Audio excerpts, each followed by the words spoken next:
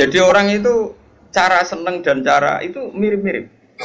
Itu kata Imam Ghazali, karena khauf dan roja itu mirip-mirip.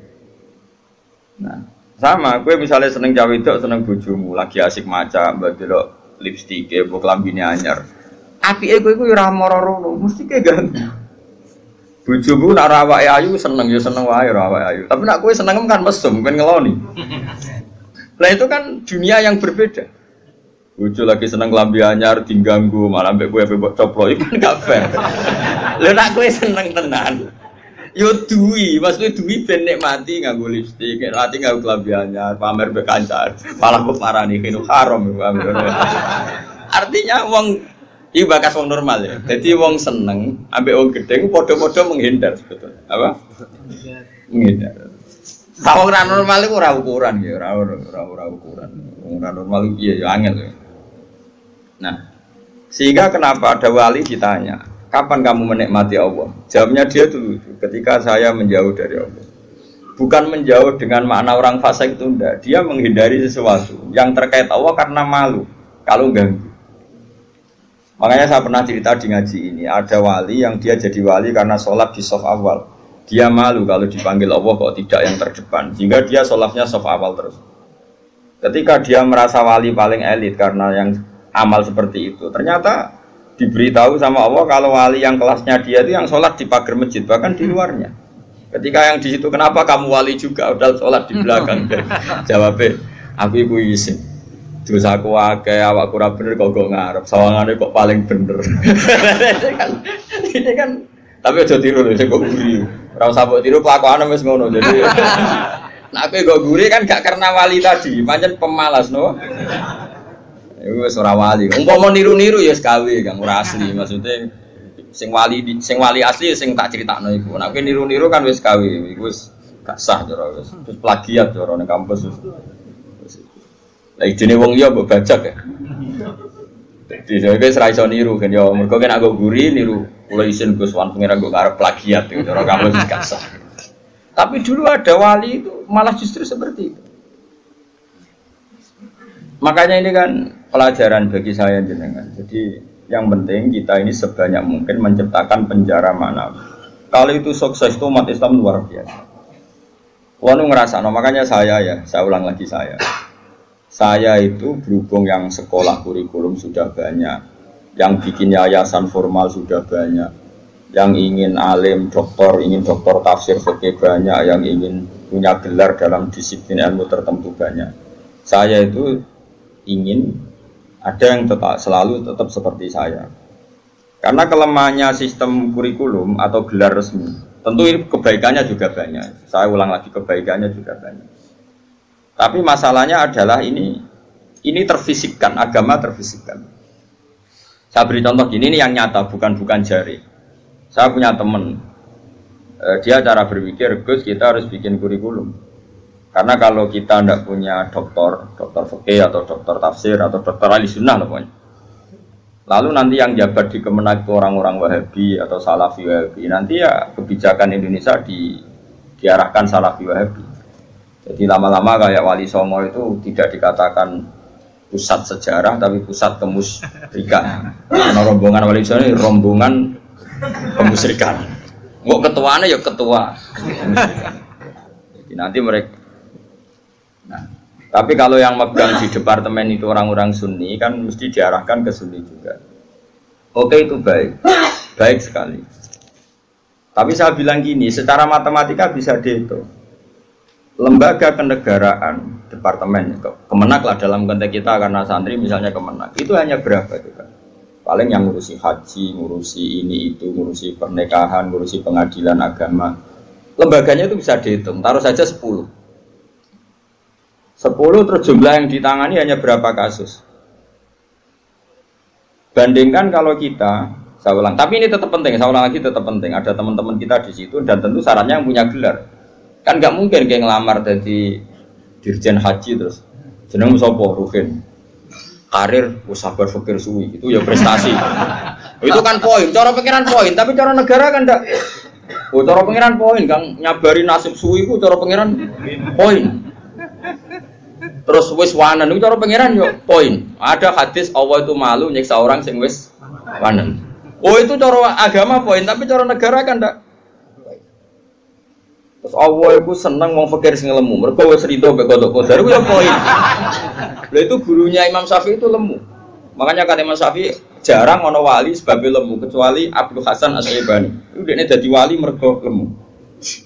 Gua ngertak sange ridane mbek Allah mangan. Ngertak kok mangan terus. Ora ono wong warak saka rahmate pangeran. Kowe mangan kok leren, berarti kowe nganggep ngakhiri rahmati Allah. Tapi nek ora iso leren. Ya jadi wali. Jalur itu pun bisa jadi wali. Tapi ojo kawe lho, iki kan wis kawe, ora partene iki wis kawe. Angger bar iki wis kawe, wis plagiat to. Tadi kau lah niru-niru serau lah, gak keren no. Terus sekarang kita hitung, ruang ini. Ini nyata ya, dan saya sering ya berdebat seperti ini atau mikir seperti ini. Karena saya ketemu berbagai pihak, ya tentu yang baik, yang punya mental ad-dinu an-nasihah, ya punya mental nasihat. Nasihat itu iradatul khairi napa? Lil khairi, selalu berkeinginan baik untuk yang lain. Lalu ada kiai-kiai kultural kayak Pondok Sarang, Lirboyo, Sidogiri, pondok-pondok besar. Ini kan nggak ada gelar.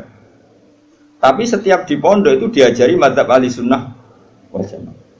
Ono sing kerja temangsang yang pedalaman Kalimantan, ono sing bisnis bongkrat buangkrut nganti tuwek melarat, ono sing sugih mergo diorder dari guru privat, ono sing sugih mergo dikultusno dukun nak ndonga mandi, macam-macam. Nah ini kan dari berbagai lini, ono kabeh. Ono diarani wali, terus rambutnya gondrong, geng, macam-macam. Terus wong yakini nak rambutnya ra kena dipotong. Terus adol gotri yo larang macam-macam lah. Pokoke macam-macam jenise macam-macam. Sing sowan yo macam-macam. Pejabat kepentok pangkat sowan.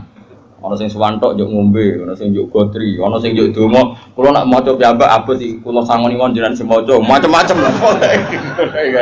Wong suka ora ngajar kiai di order. Agar kon maca dhewe mboten saged iki. Kula tok salam template jenengan sing maca. Kiyaine wong dhuwit ku ya penting. Iku ya pinter dhuwit ditampa terus ngombeni banyu didongani kon ngombe. Wong percaya yakin ya lalah mandi. Macam-macam. Tapi ini nangani ribuan orang, mungkin jutaan orang. Dan karena yang nangani ini orang-orang ahli sunnah, maka mereka akan mengembangkan mazhab apa? Ahli sunnah. Saya itu berkali-kali cerita di mana-mana. Saya itu punya teman dulu sekolah itu goblok era karuan. Terus melarat goblok kritik. Oh itu ora tau munggahin sekolah. Wireng pisan, lumayan kue putar. Irang. Itu sekolah ora tau munggah. Senengane jaduk. Jaduk bocah. Pokoke seneng jaduk. Dia itu kerja di pedalaman Kalimantan. Kerja betul. Dulu juga ada HP, dia punyanya surat. Gus kula niku teng pedalaman Kalimantan. Niku tiang-tiang tak ajak Jumatan, tak ajak sholat zuhur gak. Dia eling sisa-sisa fikih eling.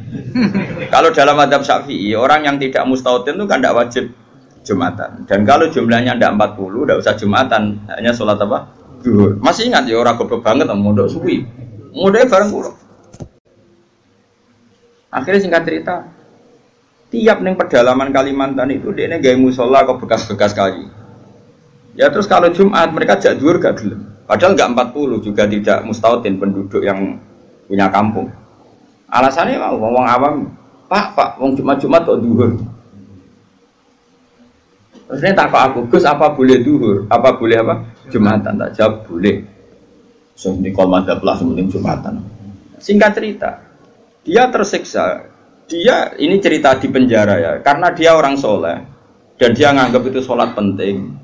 Bukan sekedar sholat penting, juga penting mengajak orang lain sholat. Wes kere temangsang yang tengah alas, ijek buruane polisi yang zaman dicek jenenge ilegal loge. Ya tetap nganakno mushola. Juga komunitas sholat, mahabbah yang Allah dan Rasul. Tapi kalau kita membiasakan anak, jom gue sekolah IAIN, jom gue sekolah Aliyah, ben kok iso ning Al-Azhar, ben iso ning Umil Qura, kok kowe LC, terus payu ning departemen. Kowe nak cung mimpin agama bentuk gaji. Dalile fid dunya hasanah wa fil akhirati hasanah. Nah, tapi problem yang jenis ini adalah ketika negara nak menggunakan, dia akan putus asa. Ketika yayasan besar nak menggunakan, dia akan putus asa. Ngalor ngidul go ijazah. Sesuai golek dukono ning gone wong sing ra digelar. Nah, Ini kan sama-sama problem. Artinya kita sebagai ulama harus beda. Meskipun kita saling mengakui tapi harus beda. Terus ada lagi teman saya, dia hidup di Sulawesi. Dia sama kerja di Kayunan. Itu kalau mau cari masjid, itu 4 jam. 4 jam dari dia di tempat kayu tadi. Mau masjid jam 11, masjidnya cek kuncinan. Akhirnya dibuka-buka dewi, disapo-sapo di dewi. Seadan. Ini sing lucu gini, memang soleh gue. Sing sitok itu alumni Sarang, ketemu alumni Lirboyo. Ono grupnya ketemu alumni Tegalrejo. Ini orang-orang yang nasibnya itu gak jelas, tapi dibawa, ini betul nyata, dibawa oleh agamanya ketemu di titik masjid. Kang, lah kok eling Jumatan. Jadi ngene-ngene tau mondok, berang tahun, 4 tahun. Lah kok trimo dadi ngene, bisa ngaji ra tenanan. Macam-macam lah. Akhirnya di masjid itu ketemu sekian alumni pondok besar. Cocokan nasib, cocokan ibadah, cocokan macam-macam. Jajal sampean. Saya itu pernah ke PJTKI. Itu di Jakarta. Itu kebetulan kakak saya itu pas ke situ saya diajak, ada teman saya. Suwandri orang wong jeneng Hamid. Gus, kamu kenal orang ini? Namanya Hamid. Ini dulu mondok di sini. Mesti katanya kenal jenengan. Tak takut, Mit. Kowe ora kerja ning Arab Saudi gak? Amene di Korea ya. Apa yang terjadi setelah dia di Korea? Werjon dia niate gak niat dakwah, gak niat dadi kiai. Wong kuwapok jenenge melarat ini kuwapok terus. Oh, wis ra terlintas sampe kiai. Pokoke ning Korea kuwapok jenenge makhluk melarat tuh kuwapok dene pokoke pengen menghilangkan kemelaratan ini. Lah kok ora ning Arab? Akeh Gus ning Arab. Nek ketemu kanca-kanca isin mergawe tenan. Aku bisa tau ngaji, Cek. Wis motif. Dulu bareng ning Korea iku ora nganti sugih. Wis dia masjid, komunitas majelis taklim. Ya mergo dia dipenjara oleh amari pangeran, oleh perintah pangeran nak urip iku kudu apik lan aja-aja wong. Akhirnya sing niate kedunyan menghilangkan kefikiran, akhirnya menghilangkan kesesatan. Dia masjid ya kayak sukses dari dia. Ngajak wong-wong. Orang sekarang tahu semua di Korea itu sekarang banyak masjid. Itu di antara dulu awal-awalnya ya alumni pondok pedotan-pedotan. Oh penting yang pedotan. Mereka nak sira pedotan dadi ketua MUI malah. Dadi ora iso dakwah model ngene ora iso. Jadi juri MTQ ora iso dakwah model. Makanya Allah menyiapkan santri-santri pedotan itu akeh. Lalu jegeman ngecap santri pedotan ini disiapkan. Mereka nak sira pedotan ketua MUI, juri musabaqah, ora ngarah dakwah ngene-ngene iki. Malah untuk duit, tukokno tiket gratis, dinepno ning ya apa yang itu yang murid-murid bagomu tapi gak sekeren sing heroik gini cara poinnya yang ngarepe Allah ya tuntas musuh sing ini nah ikhlas loh ya kecuali orang ikhlas dia ngono iku kegiatan ngelakno fikire ya gak ono wong dakwah dari timbang ning omah tengok-tengok atau dakwah wae ya perkara tapi lumayan lah. Singkat cerita gini, ini yang perlu jadi madhab saya dan saya fatwakan terbuka seperti ini. Andai kan semua orang dipenjarakan oleh cintanya kepada Allah, kamu gak usah khawatir hidup di mana-mana, pasti dia akan ngurip-ngurip agamanya. Aku kan ngene-ngene ku kiai, anake kiai, muridé kiai, jadi tahu betul seperti itu. Saya punya teman sekarang jadi DPR provinsi di Kalimantan, itu orang Bali. Dulu ngaji sorokan mungkin sama saya di Sarang. Dia alumni Pondok Sidogiri. Itu bapaknya keluarga besarnya bakul sate, ke Bali itu niatnya adol sate. Ya santri pedotan. Oh, mereka pedotan ketemu ini. Yang Madura maksudnya sesuai kelas masing-masing. Bareng bakul sate sukses ngajak ponakane, ngajak tanggane. Tahu-tahu kampung situ jadi komunitas Madura. Karena jumlahnya signifikan bikinlah masjid. Setelah ada masjid, terus gak kepikiran anak bakul sate di pondokno di Sidogiri. Karena di situ sudah ada komunitas muslim. Ono majelis taklim, ono muslimatan, fatayatan macam-macam. Mondok ini kira anaknya kebenaran, mungkin karena barokahnya dakwah. Anaknya itu alim, cerdas. Macam mungkin itu iso, kosongan iso. Di situ kiri tamat masih mondok lagi ke sana. Langsung tingkat berapa dulu yang ngetes saya dulu? Ya langsung alim. Coba. Jadi artinya gini loh, orang-orang yang dipenjarakan oleh mahabbatu wa rasuli, kere yo gawa agama, sugih yo gawa agama, temangsang yo gawa. Kemana-mana bawa. Dan lucunya kita sebagai pakar agama malah membatasi, sekolah sing ono gelar ben iso dadi ngene dadi Ini menurut saya pembatasan, tapi tetap boleh. Saya ulang lagi tetap boleh. Nak sing bakate digelar ya digelar nggak apa-apa. Tapi harus ada ulama yang kayak saya. Lah pula mungkin suatu saat mungkin bisa saja Hasan nanti punya gelar nggak masalah. Bisa saja anak saya nanti nggak masalah. Tapi tetap tak cekoi pikiran seperti ini sehingga kalaupun punya gelar, gelar itu tidak mengikat hanya membidik departemen atau yayasan tertentu. Tetap yang dibidik itu dakwah ilallah wa ila rasul. Ini penting dan saya akan berkali-kali ngomong gini terus sampai saya mati. Bila perlu mati nak aku wali sing urip tak peduli ya. Asal sing urip ya wali bisa. Kan ono sinyale lah nek ana wali kan angel petuane. Kan gak sambung. Sinyale beda. Sing wali padha waline iso calling-callingan ning sak gambare. Sing ora kan wis berat. Nggih, wali ku kelas kan. Wali ku beda.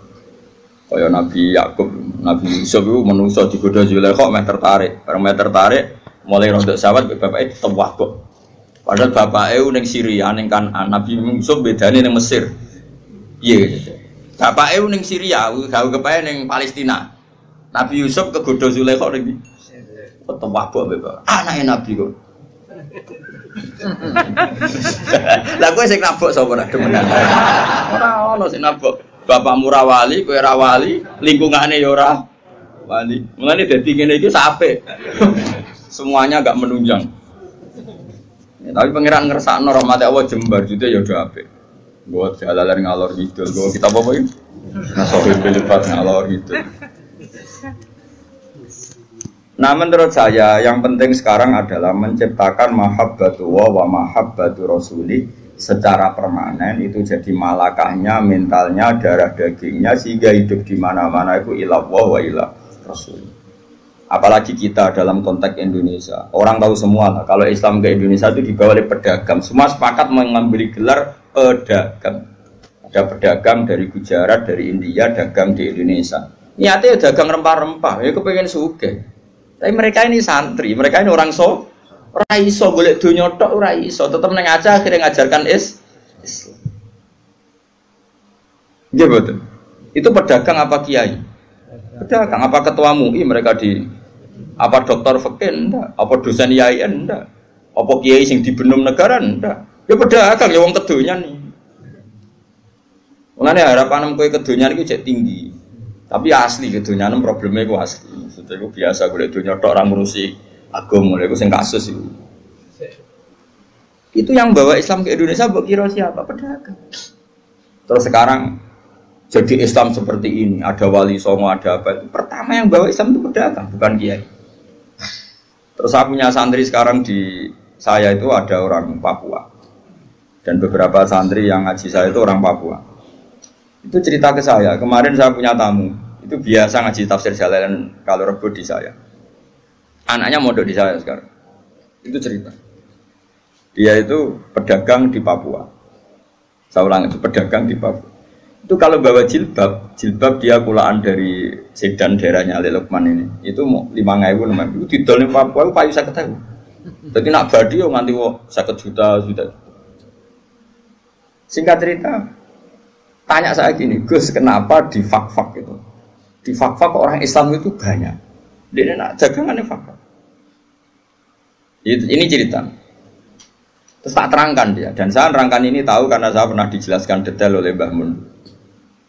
Dulu Harun Ar-Rasyid ketika jadi khalifah, Harun Rasyid orang Irak. Yang putih. Harun Rasyid itu seangkatannya Imam Malik. Dia jadi khalifah Bani Abbas di mana? Irak. Irak sing wadu sing dhisik digoni Saddam Hussein. Harun Rasyid itu periode Imam Malik dan menangi periode Imam Syafi'i. Masyhur itu. Siapa yang enggak? Terus periodenya Abu Nawas barang dulu, sinten Harun Ar-Rasyid. Dulu itu ada tradisi kalau orang begundal itu perusahaan negara, itu diasingkan. Gue ceritanya itu pilihan diasingkannya kok di Papua, di fak-fak itu.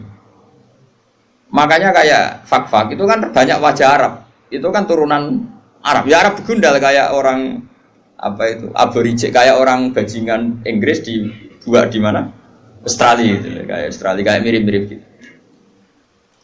Singkat cerita, mereka Nyon Sewu tuh awal-awalnya dibuat situ karena begundal, dianggap perusuh di Irak.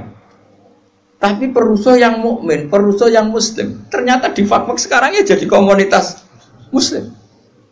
Oh Islamnya keren, yang soleh ya banyak. Bahkan ada yang pernah turunannya orang jadi perdana menteri di Timur Leste, sinten Mar'i, sinten Al-Qadiri.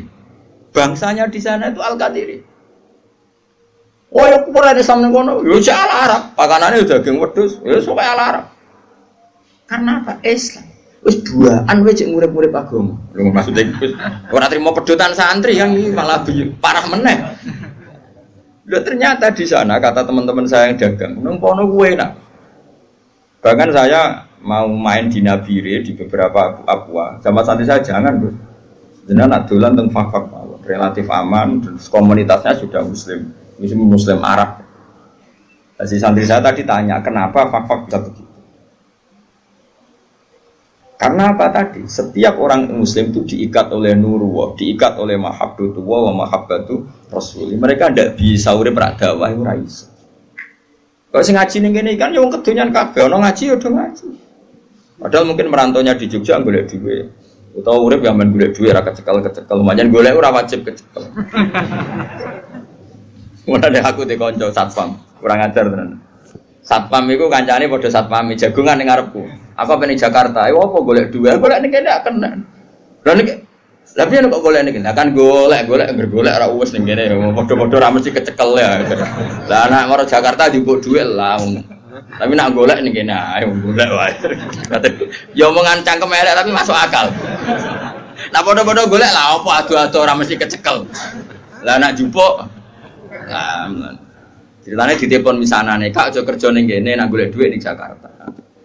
Setelah ngaji sama temannya satpam yang satu, misanane telepon, "Ana mau kon njupuk gelem, kon golek moh." Wis adu-adu kok lagi golek. Ya mulane kan anggere siswa aja golek ilmu njupuk. Ngaji apa ning biduane wong njupuk ilmu. Kok nak golek rong mesti cekel. Carane njupuk piye dimaknani mau? Nak lali yo direkam. Si ilmu dijupuk HP di rumah no. Tapi nak utek wis elek ya meleset wae. Wong utek lunyu dadi digone ilmu iku meleset. Kayak godhong tales dikai banyu ora lari kemana mana. Tapi yo tetep apik. Masih godhong tales iku tak dikai banyu mlayu, tapi tetep iso tengok-tengok ning kono banyu. Tenang mawon, supaya tenang. Nah menurut saya ulama seluruh dunia itu harus mikir seperti ini ya, harus sama dan saya yakin pasti sama. Enggak apa-apa ada yang punya gelar, berburu gelar karena kita juga butuh hakim muslim, butuh kemenak yang diisi orang-orang ahli sunnah, butuh beberapa profesi yang diisi oleh ulama-ulama ahli sunnah karena ini juga penting. Karena ini yang pegang otoritas, yang bikin undang-undang, yang bikin macam-macam. Tapi yang kultural tadi juga super penting karena ini wilayahnya ausa jauh lebih luas dan tidak terbatas. Sama nih fak-fak nangis. Kayak wong buaan, orang tahu semua itu di Tarikhul Khulafa itu dijelaskan. Mulane darani Irian Jaya itu karena sing darani itu wong Arab. Jadi ceritanya buareng wong Timur Tengah, wong Irak tadi dibuat ning Irian, ro wong udo-udo. Bahasa Arab udo ora uryan. Uryan iki maknane udo, Aryan, uryan iku maknane udo. Wah, kaget wong Arab. Wong Arab begudala kan cobaan. Ora kaya wong Indonesia agar preman terus katokan cekak terus. Wong Arab ku preman lah. Cobaan. Ora kaya Indonesia agar preman celananan jin suwek-suwek terus gak kelambenan perapatan jagungan awake tato tok. Wong Arab tetep cobaan. Mulane ki ada film Arab. Umar mbek sapa sitok soleh sitok bajingan bantah-bantar padha jobane. Nah film Indonesia ada sing ustate klambi takwa, bersih, sing premane suwe-suwe. Dadi jelas. Film Arab bingung kowe. Endi sing mulane do sering takok. Aku lak sering delok pinggire Hasan, pinggire anak kula. Pak, yang jahat yang mana? Perkarane padha jobane. Nah terus bareng wong udo-udo muni uryan terus ilah Jawa dadi Irian. Berkira sejarah. Mane mergo tadi al arif billah asirun, orang yang tahu Allah pasti asirun, dia tertawan oleh cintanya kepada Allah dan Rasul. Nah, itu contoh fisik ya sampean gak minggat. Coba alasan sampean gak minggat itu apa? Karena tertawan oleh cinta kamu kepada anak-anak.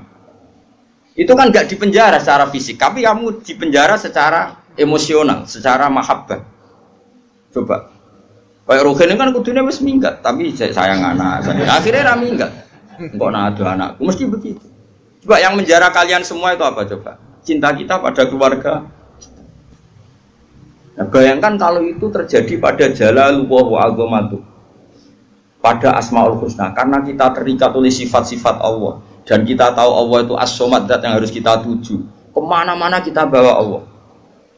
Sehingga jadi pedagang ya kayak orang India yang di Aceh tetap menyebarkan Islam, kayak orang Madura yang di Bali tetap menyebarkan Islam, kayak penjahat yang dibuang Harun ar-Rasyid di Fak-Fak ya tetap menyebarkan